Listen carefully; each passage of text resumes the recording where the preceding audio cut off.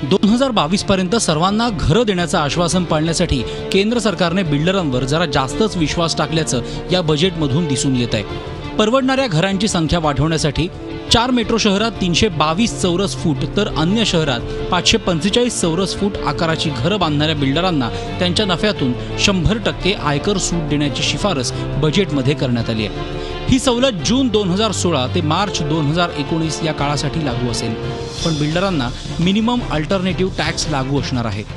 तर मला असं वाटतं की कमीत कमी 7 ते 8% प्राइजेस कुठल्याही परिस्थितीमध्ये बिल्डर लोक कमी करू शकतील आणि ते कस्टमरला पास ऑन करू शकतील आणि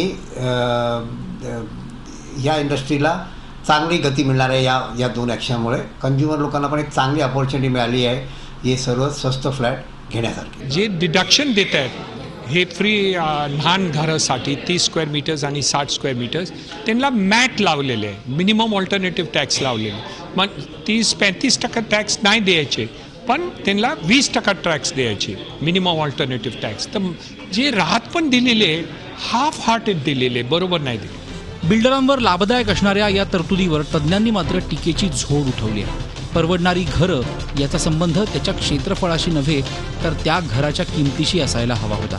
तसंच छोट्या आकाराची 2-3 घरं एकाच कुटुंबात विकून त्याचा मोठा फ्लॅट बनवला जाण्याची भीतीही आहेच।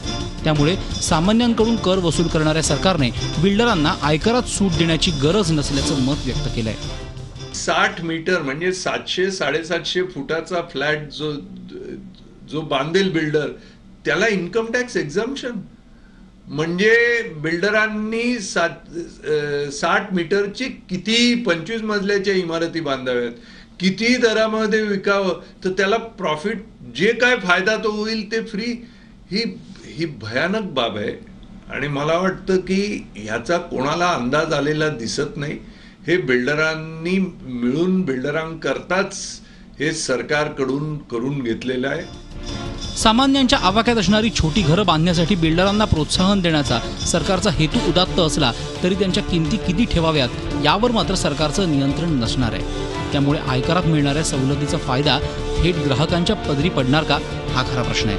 कृष्णा पाटील, झी मीडिया, मुंबई। झी 24 तास रहा एक पाऊल पुढे।